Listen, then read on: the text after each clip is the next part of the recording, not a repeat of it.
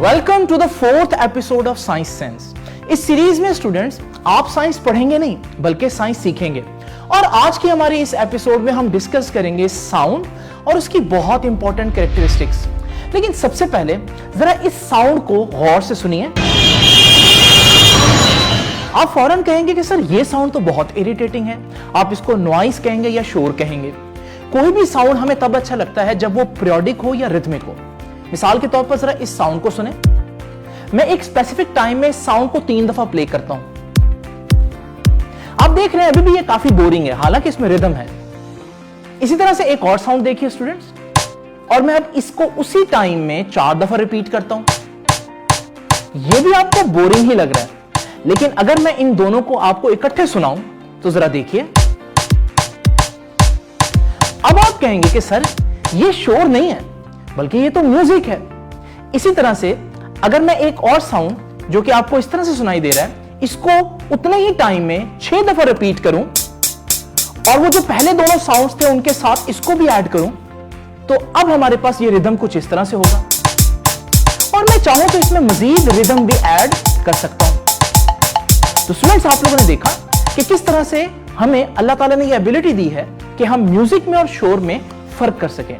और आज हम खास तौर पर डिस्कस करेंगे कि ये म्यूजिकल साउंड जो है किस तरह से प्रोड्यूस किया जा सकता है और इसकी क्या प्रॉपर्टीज हैं। So let's get started. Students, आप लोगों ने टीचर से ये बार बार सुना होगा कि साउंड एक वेव है, लेकिन वेव क्या होती है? जरा देखें, ये स्प्रिंग के अंदर एक वेव आपको दिखाई दे रही है। ये क्या है? ये असल में स्प्रिंग के अंदर एक डिस्टर्बेंस है जो क्रिएट कर दी मैंने। इस डिस्टर्बेंस को ही हम वेव कहते हैं। तो स्टूडेंट्स, अगर साउंड भी एक वेव है तो फिर जब वो हवा में से पास करेगी तो डिस्टर्बेंस तो क्रिएट करेगी, लेकिन साउंड नजर नहीं आती। तो क्या मैं उस डिस्टर्बेंस को इनडायरेक्टली वेरीफाई कर सकता हूं? तो स्टूडेंट्स, उसके लिए मेरे पास साउंड का एक सोर्स मौजूद है। आइए इसको ऑन करके देखते हैं।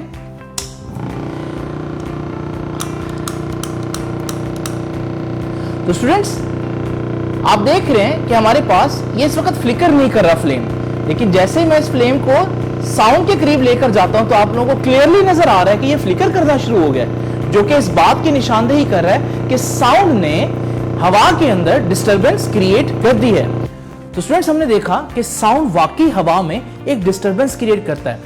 इसको हम एक और तरह से भी वेरीफाई कर सकते हैं। मेरे पास साउंड का एक सोर्स है जिसके अंदर मैंने फोग फिल किया। तो स्टूडेंट्स, देखते हैं क्या वो हवा की डिस्टर्बेंस हम देख सकते हैं।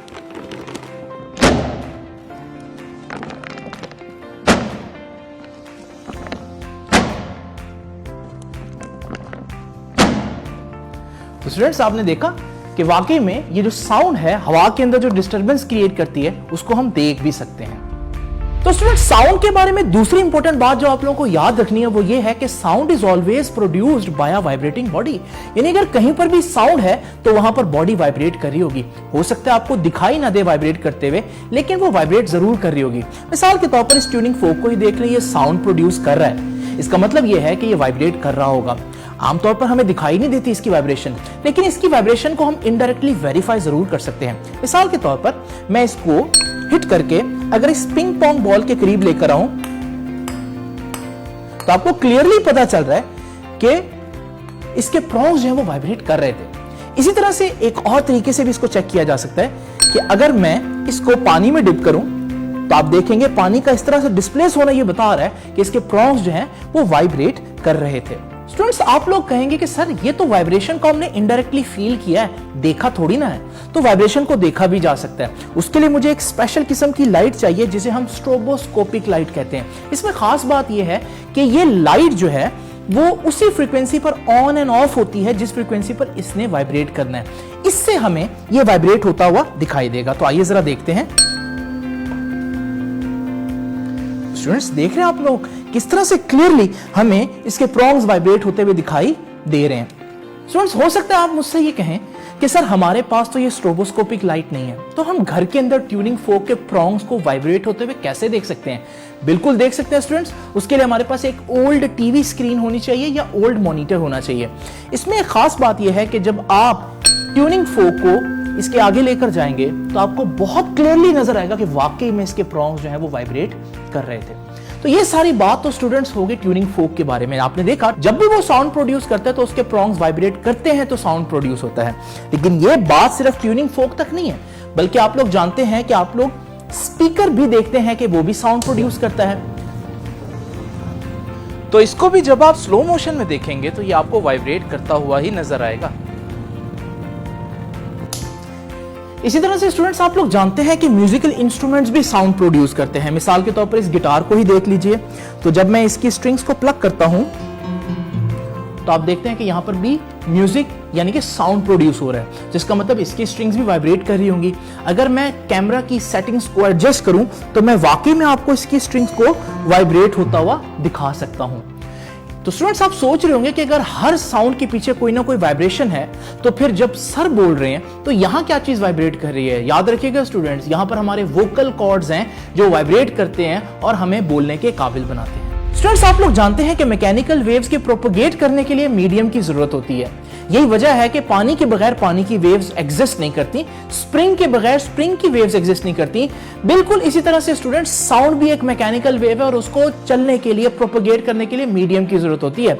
आइए इसको चेक करते हैं। ये मेरे पास एक वैक्यूम जार है जिसके अंदर आप लोग देख रहे हैं एक स्पीकर मौजूद है। ये स्पीकर मेरे मोबाइल से कनेक्ट है, तो मैं इस मोबाइल के जरिए इस स्पीकर पर एक साउंड प्रोड्यूस करता हूं तो आप लोगों को ये साउंड सुनाई दे रहा है क्योंकि अंदर इस वक्त एयर मौजूद है।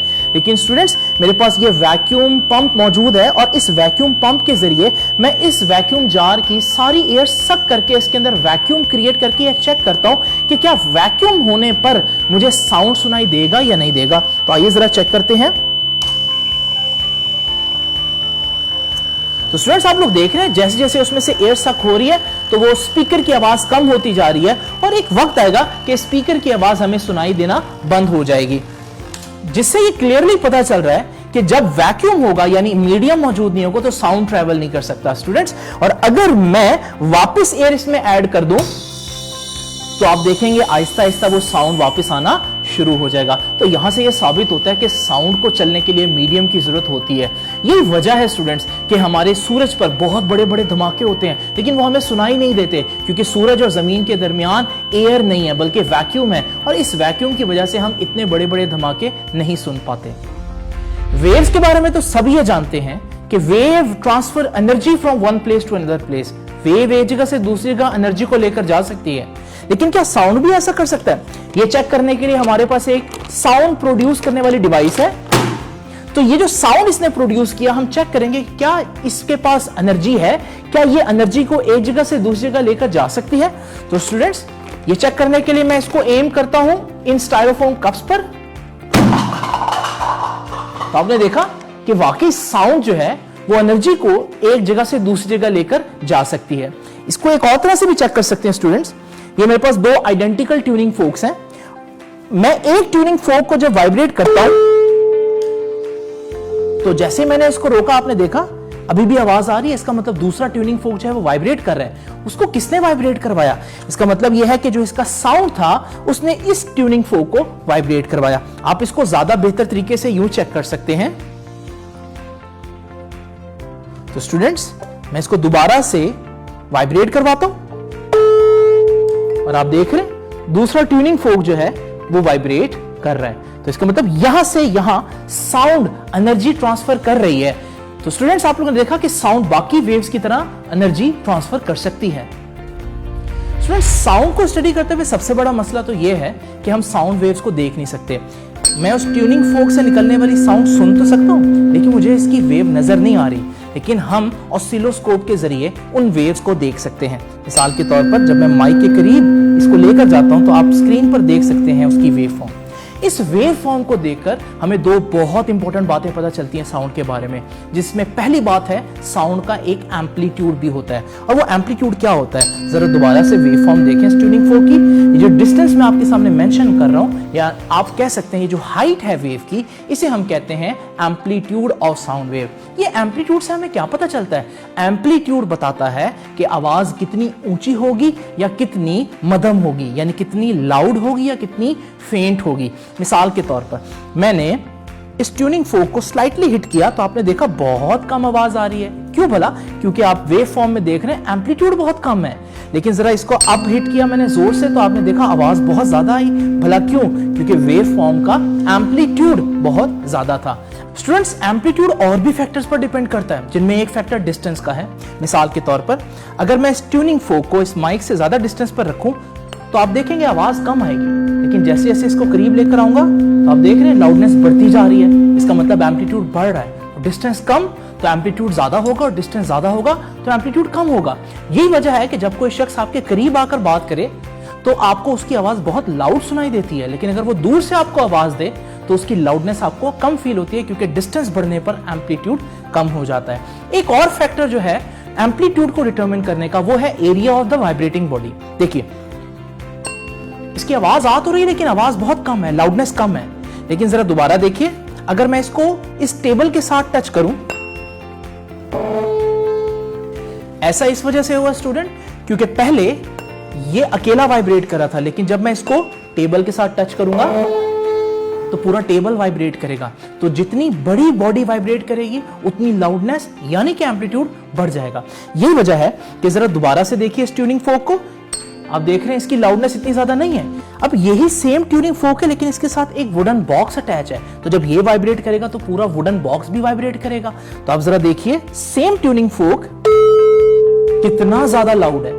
इसका मतलब लाउडनेस बढ़ जाती है जब हमारे पास बड़ी बॉडी वाइब्रेट करती है। यही वजह है अक्सर म्यूजिकल इंस्ट्रूमेंट्स के साथ आपने देखा होगा इस तरह का वुडन बॉक्स अटैच होता है। जहां पर भी आप देख रहे हैं कि हमारे पास एक वुडन बॉक्स अटैच है, ये वुडन बॉक्स इसलिए अटैच किया जाता है ताकि एरिया ऑफ वाइब्रेटिंग बॉडी बढ़ जाए, तो उससे लाउडनेस बढ़ जाएगी और दूर तक लोगों को इसकी आवाज सुनाई देगी। स्टूडेंट्स, कुछ आवाजें ऊंची और कुछ आवाजें मध्यम क्यों होती हैं ये तो हम लोगों ने जान लिया, लेकिन आप जानते हैं कि कुछ आवाजें बारीक यानी कि श्रिल होती हैं और कुछ आवाजें भारी यानी कि ग्रेव होती हैं, जैसे मर्द और औरत की आवाज।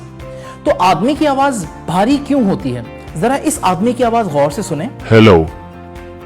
और अब इससे बनने वाली वेव फॉर्म को देखिए। इसी तरह से स्टूडेंट्स, एक औरत की आवाज सुनिए, हेलो, और इससे बनने वाली वेव फॉर्म को देखिए। आइए इन दोनों वेव फॉर्म्स को जरा गौर से देखते हैं। ऊपर वाली वेव फॉर्म में आप देख रहे हैं कि इतनी जगह पर सिर्फ 10 वेव्स आ रही हैं, जबकि नीचे वाली वेव फॉर्म आपको बता रही है कि यहां पर तकरीबन 20 वेव्स आ रही हैं। जहां वेव्स कम आए वहां हम कहते हैं फ्रीक्वेंसी कम है, तो यानी कि मर्द की आवाज की फ्रीक्वेंसी कम हुई, जबकि औरत की आवाज की फ्रीक्वेंसी ज्यादा होगी क्योंकि वहां ज्यादा वेव्स आ रही हैं। तो यहां से हम लोगों ने क्या सीखा? मर्द की आवाज भारी क्यों होती है? क्योंकि उसकी आवाज की फ्रीक्वेंसी कम होती है। और औरत या बच्चों की आवाज बारीक क्यों होती है? क्योंकि उसकी फ्रीक्वेंसी ज्यादा होती है। तो जिस चीज की फ्रीक्वेंसी ज्यादा होगी उसकी आवाज बारीक, और जिसकी फ्रीक्वेंसी कम होगी उसकी आवाज भारी होगी। स्टूडेंट्स, आवाज की फ्रीक्वेंसी चेंज करने के बहुत से तरीके हैं। मिसाल के तौर पर ये मेरे पास एक हीलियम बैलून है। अगर मैं ये हीलियम गैस इनहेल करूं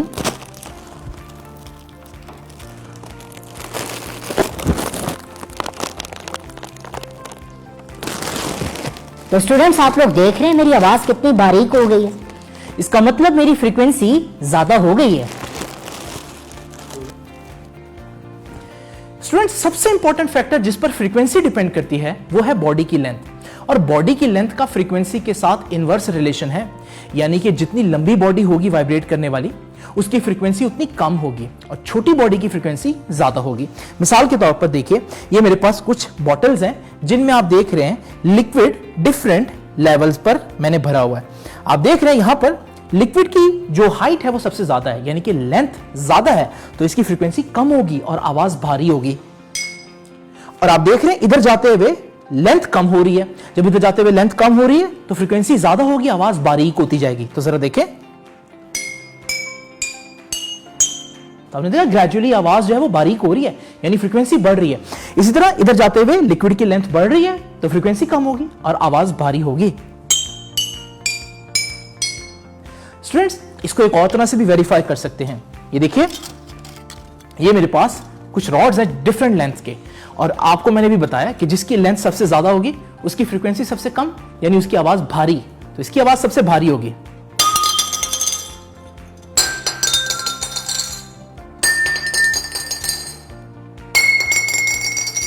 तो स्टूडेंट्स आप लोगों ने देखा किस तरह से फ्रीक्वेंसी ग्रेजुअली चेंज होती है अगर लेंथ चेंज हो रही हो। आप सोच रहे होंगे कि मैंने इसी फैक्टर पर इतना जोर क्यों दिया, क्योंकि आपके जितने भी म्यूजिकल इंस्ट्रूमेंट्स हैं वो असल में इसी फैक्टर को देखकर बनाए जाते हैं। तो अब हम देखेंगे कुछ ऐसी एग्जांपल, लेकिन उसमें सबसे पहले आपको ये पता होना चाहिए कि फ्रीक्वेंसी और लेंथ का इनवर्स रिलेशन है। जब लेंथ कम होगी तो आवाज बारीक होगी, और जैसे जैसे लेंथ ज्यादा होती जाएगी आवाज भारी होती जाएगी। स्टूडेंट्स हम लोगों ने देखा कि किस तरह से frequency length of the body पर डिपेंड करती है। याद रखिएगा म्यूजिकल इंस्ट्रूमेंट्स में फ्रीक्वेंसी ही का दूसरा नाम सुर है। तो अगर हमें डिफरेंट सुर पैदा करने हैं तो हमें डिफरेंट फ्रीक्वेंसीज पैदा करनी है, और डिफरेंट फ्रीक्वेंसी तब पैदा होंगी जब डिफरेंट लेंथ होंगी। तो याद रखिएगा स्टूडेंट्स, हम पहले म्यूजिकल इंस्ट्रूमेंट में इसी असूल को देखते हैं। आप देख रहे हैं कि हमारे पास यहाँ पर मेटल की बहुत सी स्ट्रिंग्स हैं।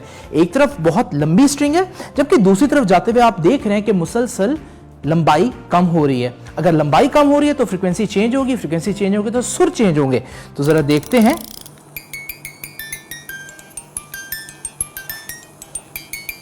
आप देख रहे हैं स्टूडेंट्स किस तरह से वो डिफरेंट लेंथ की वजह से डिफरेंट फ्रीक्वेंसीज यानी कि डिफरेंट सुर पैदा कर रही है। बिल्कुल इसी तरह से स्टूडेंट्स ये एक और हमारे पास इंस्ट्रूमेंट है, लेकिन इसका भी वही प्रिंसिपल है। आप देख रहे हैं यहां पर डिफरेंट लेंथ की मेटल प्लेट्स हैं। एक मेटल प्लेट बहुत लंबी है और दूसरी तरफ जाते हुए ग्रेजुअली लेंथ डिक्रीज हो रही है। लेंथ डिक्रीज होने का मतलब फ्रीक्वेंसी इंक्रीज होगी, मतलब सुर चेंज होंगे। तो जरा देखिए,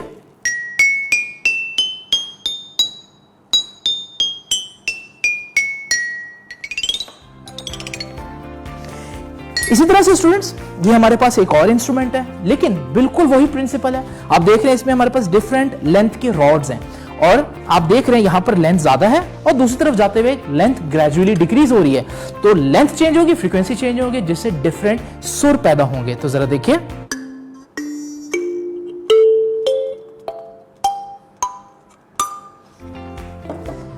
बिल्कुल इसी तरह से स्टूडेंट्स ये एक और इंस्ट्रूमेंट है। इसमें भी वही रूल है। आप देख रहे हैं एक तरफ लेंथ ज्यादा है और दूसरी तरफ जाते हुए लेंथ ग्रेजुअली डिक्रीज कर रही है। इसका मतलब लेंथ चेंज होगी, फ्रीक्वेंसी चेंज होगी और डिफरेंट सुर पैदा होंगे। तो स्टूडेंट्स आप लोग देख रहे हैं कि हमारे पास म्यूजिकल इंस्ट्रूमेंट तो डिफरेंट है, लेकिन प्रिंसिपल सेम है। बिल्कुल ऐसे ही अगर आप देखें यहां पर, ये हमारे पास डिफरेंट लेंथ के पाइप्स हैं। अगर मैं इनको स्ट्रक करूं तो आप देखेंगे यहां पर भी डिफरेंट फ्रीक्वेंसीज जनरेट होंगी।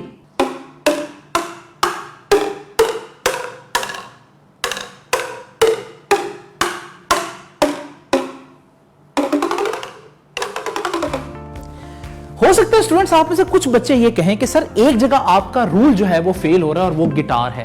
क्योंकि गिटार में हम देखते हैं कि किसी स्ट्रिंग की लेंथ बड़ी या छोटी नहीं होती, बल्कि सारी स्ट्रिंग्स की लेंथ जो है वो सेम होती है। तो यहां पर डिफरेंट फ्रीक्वेंसीज यानी कि डिफरेंट सुर कैसे पैदा होंगे? याद रखिएगा यहां पर हम डिफरेंट सुर पैदा करेंगे अपने हाथ के मूवमेंट से, उससे भी लेंथ ही चेंज होती है। अगर मैं स्ट्रिंग को यहां पर पकड़ता हूं तो ये जो हमारे पास पोर्शन है स्ट्रिंग का, इसमें वेव प्रोड्यूस होगी। तो अगर मैं यहां से पकड़ूंगा तो फिर इसका मतलब लेंथ जिसमें वेव ने प्रोड्यूस होना है वो छोटी होगी। तो हाथ की मूवमेंट असल में लेंथ ही को चेंज कर रही होती है।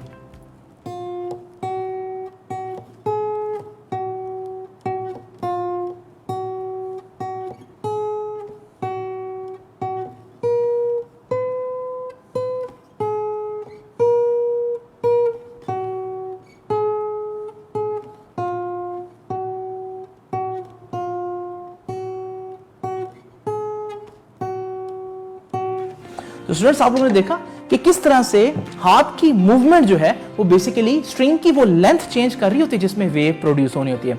ये तो ऐसी एग्जांपल होगी जिसमें आप लोगों ने देखा कि जो वाइब्रेटिंग बॉडी है वो कोई लेंथ हो सकती है, पाइप हो सकती है, कोई हमारे पास स्ट्रिंग हो सकती है। लेकिन कुछ हमारे पास ऐसे इंस्ट्रूमेंट्स होते हैं जिनको हम ऑर्गन इंस्ट्रूमेंट्स कहते हैं।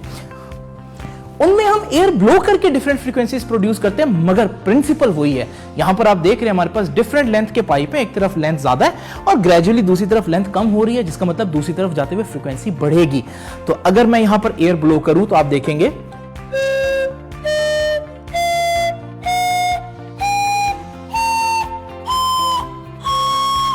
तो आपने देखा कि किस तरह से मुसलसल फ्रीक्वेंसी यानी कि सुर चेंज हो रहा है। बिल्कुल इसी तरह से इस इंस्ट्रूमेंट में भी ऐसा ही होगा। तो स्टूडेंट्स आप लोगों ने देखा कि हमारे पास डिफरेंट किस्म के म्यूजिकल इंस्ट्रूमेंट्स होते हैं, लेकिन उनमें असल प्रिंसिपल डिफरेंट फ्रीक्वेंसीज या डिफरेंट सुर पैदा करने के लिए एक ही है, और वो है कि लेंथ चेंज करें, तो फ्रीक्वेंसी चेंज हो जाएगी, जिससे आपके पास डिफरेंट सुर मिलेंगे। स्टूडेंट्स, मुझे उम्मीद है कि आज के इस एपिसोड में आपके साउंड के बारे में बहुत से कॉन्सेप्ट्स क्लियर हुए होंगे। आपसे अब इंशाल्लाह मुलाकात होगी साइंस सेंस की नेक्स्ट एपिसोड में। तब तक के लिए अल्लाह हाफिज।